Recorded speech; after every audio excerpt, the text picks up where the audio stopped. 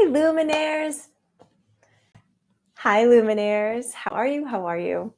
It's always like a double hi because YouTube doesn't start like counting or letting me know I'm live until it's way too late. And then sometimes it just restarts itself. Hi. Welcome to the monthly class with Grace. She's going to talk about how to stay in the flow even when life is very uncomfortable. I'm looking at Colleen like, do I have the topic right? I've asked her now 3 times. Look, it just started all over again. Hi, Luminaires. How are you? Nice to have you here. My name's Jamie Butler, and today we're going to do the monthly class with Grace. And Grace is going to talk to you about how to stay in the flow, like with your intuitiveness and in communication with spirit, even when things are rough.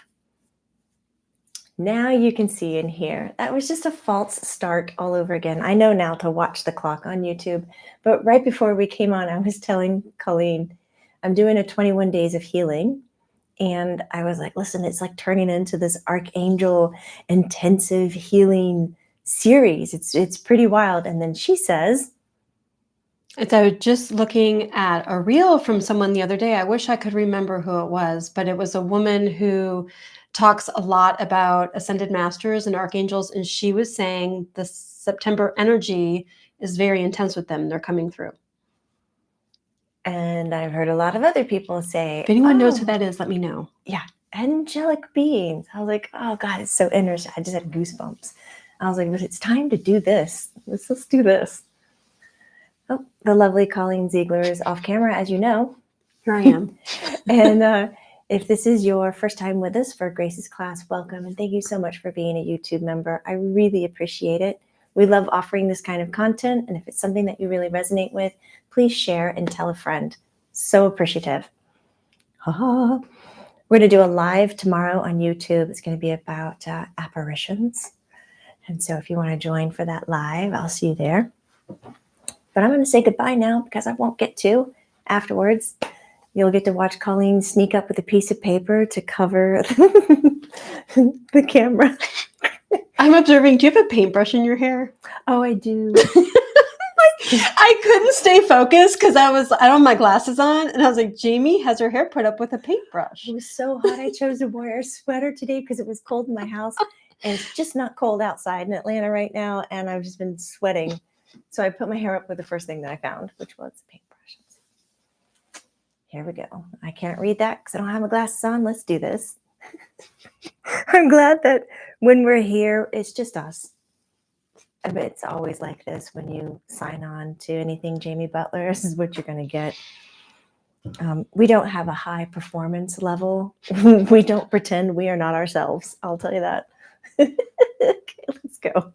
I'm not even worried about my hair. So sorry. It looks great.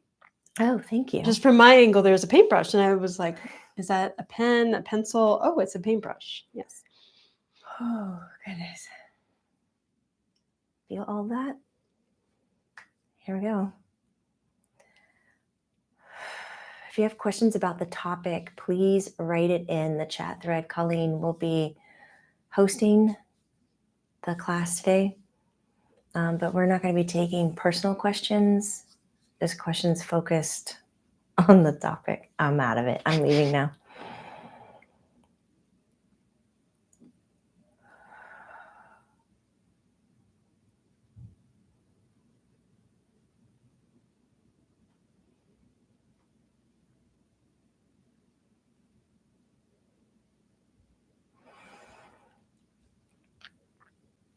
Hello. Hi, Grace. Hello.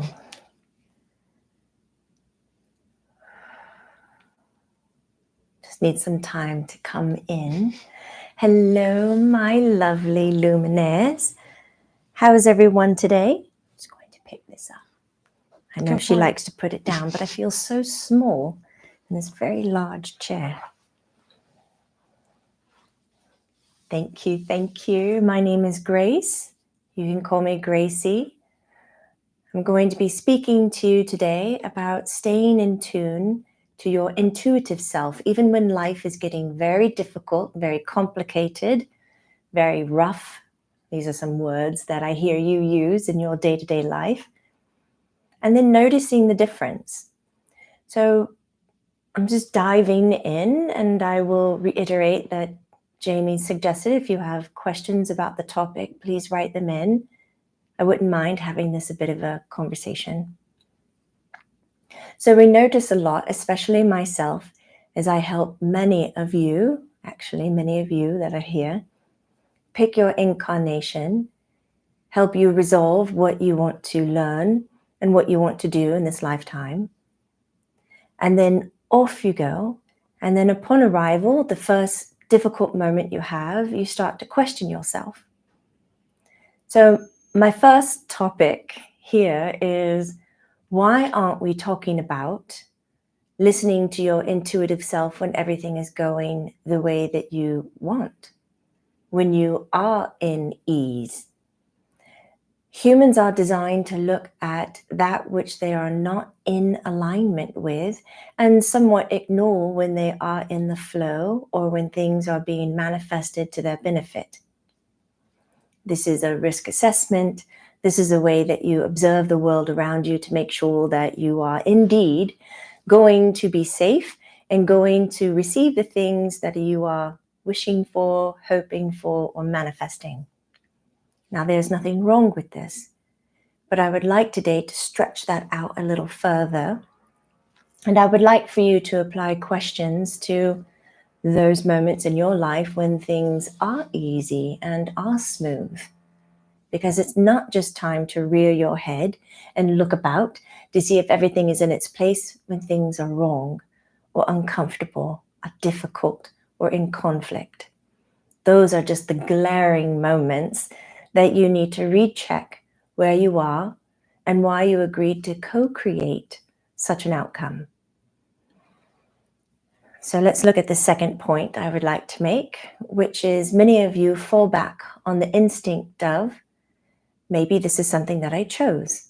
Maybe this is something that I put into my life plan, and this is the part of contraction or difficult, or where energy is pulling in on me so that I have a moment of rebirth, that I will rise above and I will come through. Now, not all lessons are wrapped around difficulty. This might be a little bit hard to understand. Your lesson simply could be receiving the most absolute deep love that is being offered to you for free. No strings attached. I have a question. Would it also be safe to say that not all difficulties are lessons? Yes, my exact point right now. So not all difficulties are lessons. It could be that you just simply forgot or gave up on checking in on where you were, and you blindly walked down an alley you don't need to be in. And now here you are managing a whole situation because you didn't keep yourself in check, because maybe you were tired or you gave up on yourself, or we can list many other things. You were depressed and you didn't want to pay attention. You weren't happy with what was going on, so you just let things go loose. This is that emotional eating that people do. You're not hungry and you know what you're eating is not good for you, but you do it anyways. So you're a bit conscious of letting go of the boundaries because you don't care anymore. So why do you not care? Why did you blindly walk down the alley that you didn't need to be in? Why are you having conflict or difficult moments? Why weren't you maintaining or governing your own light and your own energy? Well, you weren't doing this because you weren't having your needs being met from where you were, and you just didn't have the whereabouts, the knowing, the strength, whatever it is, to take care of it yourself. Some might be at fault for believing in the fairy tales where someone else comes in and scoops you up, the lovely white horse, or true love's first kiss, or whatever it is, whatever story it is, where somebody else comes along and now you are complete and you're not alone. It's not that somebody else did the work for you and saved you. I truly believe the lesson in all of the fairy tales is that community is quite important. That when you're not alone, you're stronger. Yes, I can say it in the other way. That when you are alone, you are weaker. And I don't mean spending time alone in your home or your cave. I don't mean consciously saying, I don't want to go out tonight, I just want to stay at home, or recouping because you're a deep introvert and you need alone time to preserve your energy. I don't mean that. What I mean is that you do not allow your energy to anchor in to community, whether that is family, friends, a work community, a hobby community. When we withdraw in these ways, we become dangerous to ourselves and we begin to act out. Okay. So do we understand the first two? I'm saying yes. Good. And if anyone disagrees with me, please let me know in the thread. So let's look at coming into point 3, where you have a moment of difficulty and you are looking at it and saying, okay, I've already done. Is this a lesson? You've already checked in. You're quite aware. And then you have a strong resilience inside of you. Maybe this is something that you've been taught. Maybe it was the family that raised you. Maybe it was something that you learned on your own. Perseverance, resilience, push through. The phrase, put your head down and keep going. You carry on. So when you apply this, you sometimes step through, step over, trample on many important things that could have been useful in caring for you and where you are. Then when you apply this push through, put your head down and carry on energy, it often removes you from community. It's a very difficult place to come from and communicate to somebody else that you might need help, that you might need some insight. Can you pull someone else into that energy? You can, but it's quite difficult because it's pretty much a mono task. I am alone. Right? So we resort back to the loneliness. This might be part of my lesson and all of this. We come up with all of these labels and definitions and excuses to rationalize why you are, or to give meaning to where you are and why you're there. So when you put your head down and you push through these things and you trample on these gentle, delicate pieces of energy, you often do not surface with that which you went in to seek. You will surface maybe feeling like you've achieved something, you got through the conflict, you got through the tough moment, but then you look around and you're standing on your own. And most likely that's not what you were aiming for. Most of the time when people find themselves here, they were really trying to help somebody else, or they were doing it for a cause, but now they're by themselves. All right, I have to reel myself in because there's so much that I want to discuss, and I don't mean to portion it out so clearly.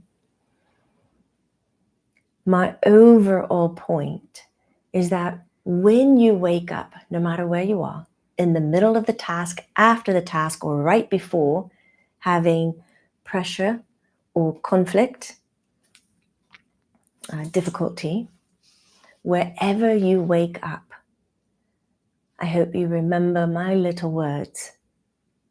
It's not time to judge, and it's not time to label, though it is time to love myself.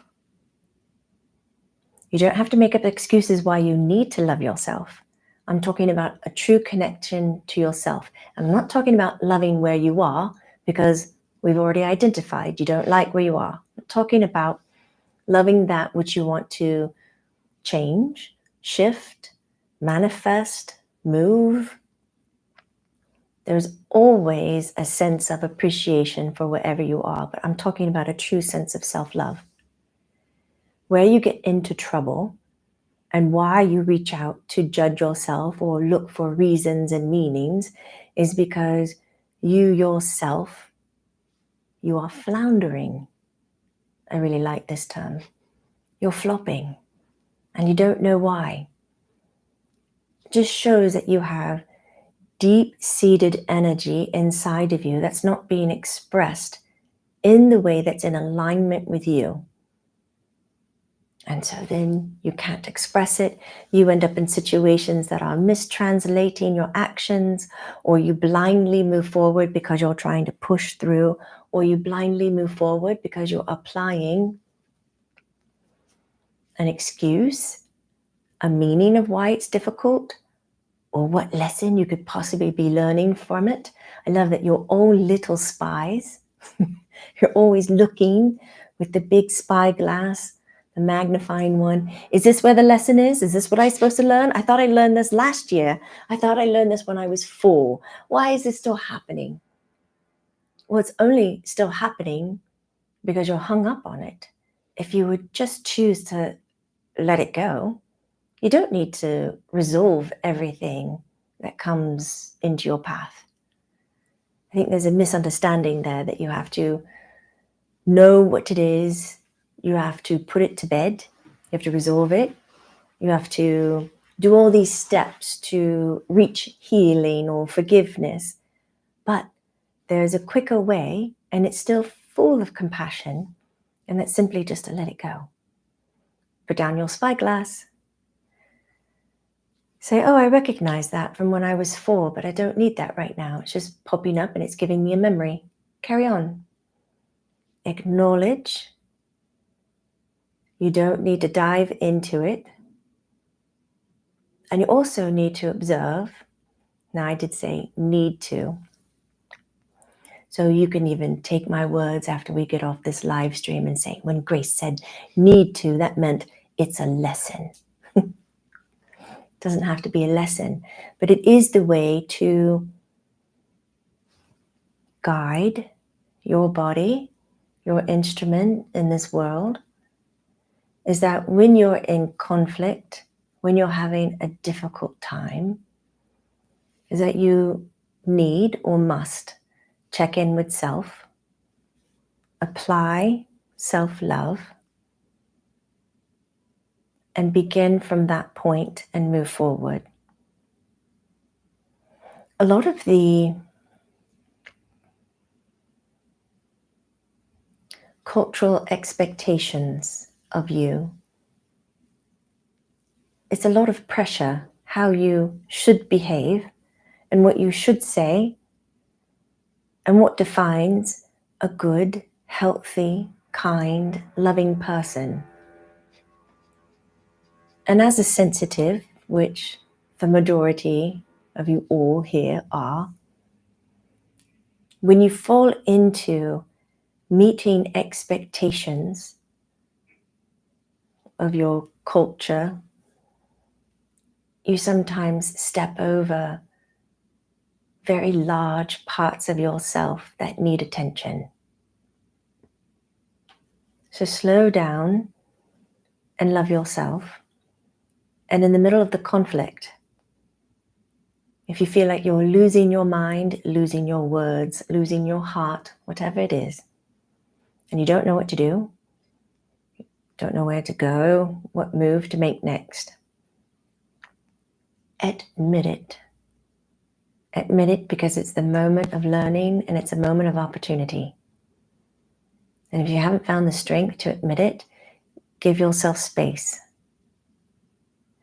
There's some interesting points to remember for this one, for example.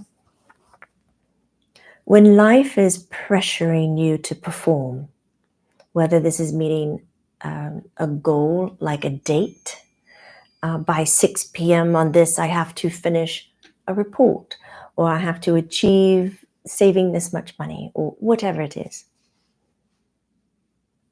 I promise you, on your deathbed, you won't be thinking about it. So really, in the larger scheme of things, what's really important Okay, so when life is pressuring you, that was just a side thought. When life is pressuring you and pushing you have to make this decision, you have to jump on it, or using scarcity tactics. If you don't act now, it won't be there tomorrow. Okay. Fear. A lot of your marketing, a lot of your cheerleading and encouragement is all based in fear. Do it so that you can win, so that you won't lose. Be afraid of losing. Be afraid of not having. Be afraid of failure, but get really excited and feel very successful about winning and about achieving and about having. The dichotomy between the two is so extreme. And so it's been taught to you for generations and generations that it just rests inside of your body. And so when you go into a conflict, because you're not doing the winning aspect things, you will feel as if you're failing. Then the psyche comes in and starts to label and give meaning to things and call it a lesson and give excuses of why you're doing it and why it's happening to you and the purpose. But I think that is just a little healing balm so that your mental body is all right with what's going on. But what if you just admitted and shouted that you did fail and that you did lose something that you wanted? What if that were okay? And what if that were the moment of cheering things on and being successful and winning? The truth in the matter of all of this is there is nothing that is right and wrong. Nothing that is right or wrong.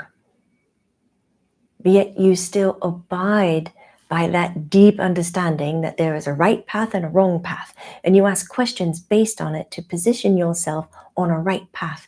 You are always on the right path, even if it's dark, scary, difficult. You are on the right path. Even if you feel like you're breathing in toxins in the air, you are on the right path. No greater source is punishing you. You are creating this life. And we take responsibility for it. And you start to notice there's no right or wrong. Then you can start to look at your difficult situation and your conflict and start to tap into your intuitive self and receive very clear answers. But if you are driven by why can't I get there by 6 p.m. and finish this report? Why can't I obtain that object or that item? Why can't I have that? Then you're looking at it from all the wrong angles. And when you start to tap into your own intuition, you're just going to hear your mind twisting and rolling, floundering on the floor, throwing up all kinds of excuses and meanings and words of encouragement that it's okay that you're having a difficult time. And it's all right to eat half that cake and drink that soda and have that piece of candy later before you go to bed. When you act out this way, it's just a simple sign that you're not able to meet your own needs and possibly that you don't need to do so on your own. Yes, reaching out to spirit is part of a community, but you chose to incarnate as human, so I would like for you to reach out to other humans. Reach out and say, I just had half a cake, soda, and I just put down a piece of chocolate. And I felt better for 5 minutes, and now I feel like throwing up. And now I don't know what to do. And now I'm being very honest with myself that I'm making choices that are harmful to me because I must be afraid or worried of something. And when you get there to that moment and you reach out intuitively to spirit, you will hear us and we will be there. But we cannot get past your floundering mental chatter in all the ways that you make excuses. Now, is life meant to be full of ease, laughter, love, happiness? Absolutely. I won't lie to you. It's really meant for that. But some people have a belief system because you live in a very extremely dualistic world, these extreme frequencies, you say, I can't experience this without knowing what that is.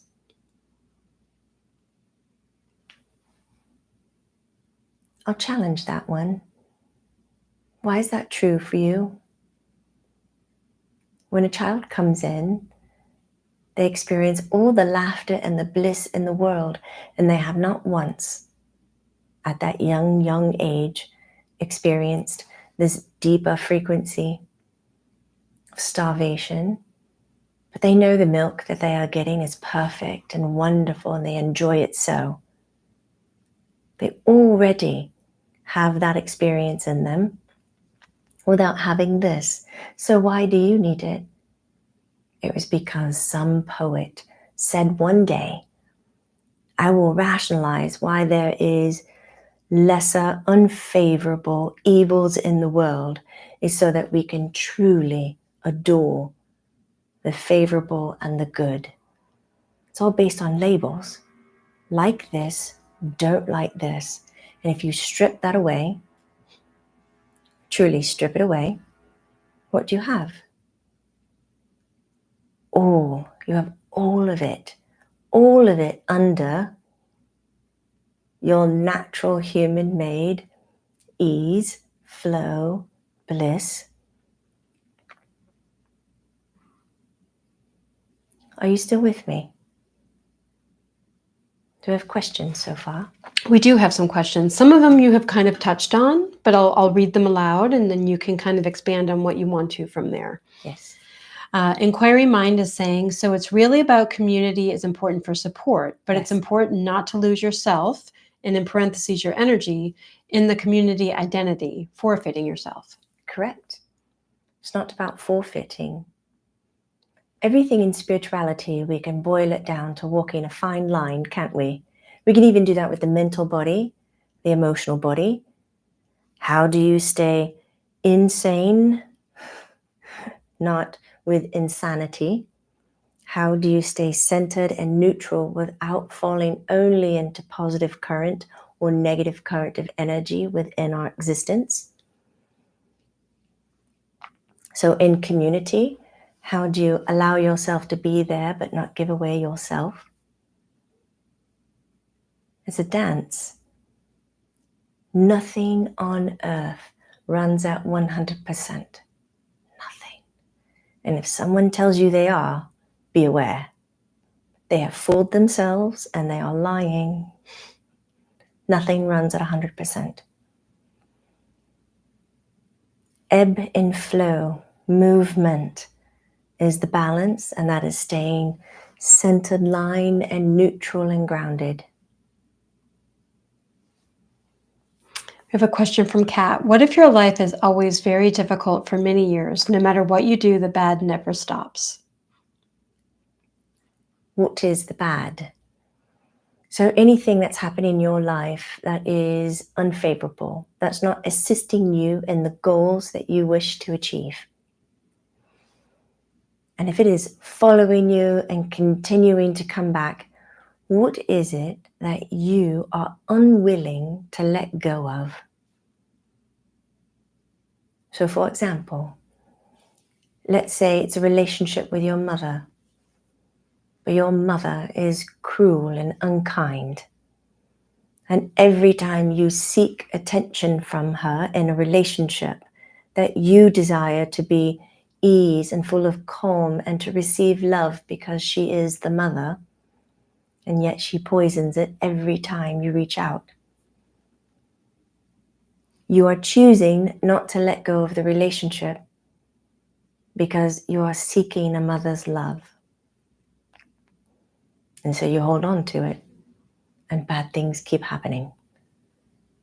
So in this case, you would let go of the relationship of the mother because it does not serve you. And you can find a mother's love in many, many places. In fact, inside all of your healthy friendships is a mother's love.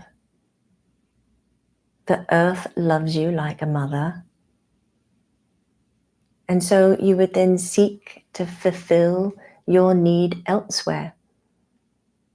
So if bad things keep happening, what are you so afraid of letting go of? What would you look like if you walked away from your own mum? How would others judge you? It doesn't matter. You're here in this life to live it. Not to live it to satisfy others. You're here because you got a ticket and you arrived, and now you get to create this life the way that you see fit. And it's time we stop paying attention to social expectations. I hope the example helps. I know it doesn't necessarily apply, but it is an example. Thank you. Thank you, Grace. We are at time, but I have one more question that I think might be a good question to wrap up things. Shannon is asking, what are some tools to get back to intuitive/authentic self when you're going through these times? Yes. So I don't know if you're looking for steps, but this is how I would prioritize it. Number one, it's coming back into self-love.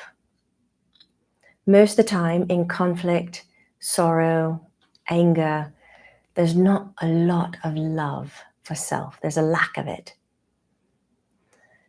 So it's about stepping away from the environment, and it's about allowing self-love. So you need a third perspective of self. If you don't have that ability, it's time to look at it. It's also called mindfulness, where you're able to lift up and away from what is occurring and away from behind these two eyes, and lift up and look as if you are above and observing, non-judgmental, to see what is occurring. How can you apply love to yourself? Now, the second thing I would look for is, what did you really need from the situation? Because you were so locked into it, and when it didn't happen, it could have set you off. So what did you really need in the situation? What did you get? Did it meet that need or not? Most likely it did not meet the need. So where else can you get that need fulfilled? And if there's no other place, and it has to be with this person, with this community, with this job outlet, then it's time to look at, what was your responsibility? What are you afraid of letting go of? And then we could also look at the opposite. What are you afraid of holding on to? Are you afraid of holding on to the success? Are you afraid of holding on to the abundance? Because fear, scarcity, being scared, that's fear. These are really interesting. They're very interesting frequencies, and they often remind me of when I would walk in one of our gardens. We had this plant, we would call it a hitchhiker. And when your dress would sweep by the plant, it would throw its seeds on you. And then by the time you got home, all on the inside of your petticoat, all along the edges of your dress, would be like 100 of these hitchhikers. And then you would have to sit down and pick one by one. But of course you didn't want to put them on the ground, because then that would grow more of the plants. So fear, scarcity is like this. You don't necessarily see it until it's over, until you've carried enough of it that it's a nuisance. And you can't just pick it off yourself and just throw it around. It really needs attention. So what were you afraid to hold on to or afraid to let go of? And the most important tool in any of your situations, in coming back to your intuitive self, whether it's communicating to another person or communicating to spirit or God source, is the act of your communication. How are you communicating? A lot of you don't realize it, but you're communicating possibly from a small wounded inner child that was wounded 30, 50, 60 years ago. But you're speaking from the wounded inner child and you have no clue, and it doesn't match who you are in the moment. Some of you speak out as a victim. Well, why can't I? Why is that happening to me? Why? And I need more answers. Some of you speak from scarcity. I'm not allowed to do that. That's too much for me to handle. I'm not worth it. I don't have the confidence, the esteem. I'm not good enough. Where are you speaking from? Because if you're not speaking from the center self, the neutral self, you're often just throwing those hitchhikers all over the garden to grow and multiply and to prove that you are right. There's fear everywhere, scarcity everywhere. So don't be your own fortune teller. Really anchor in and see yourself clearly, and then discover how to communicate that.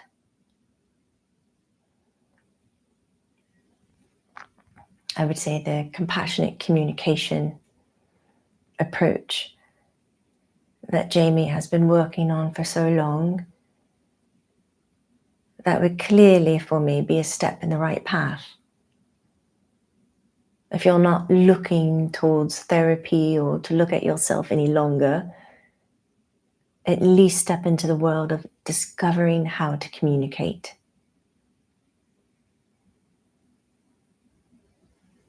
So we've gone over a lot of tidbits. Hopefully it has wrapped itself back around.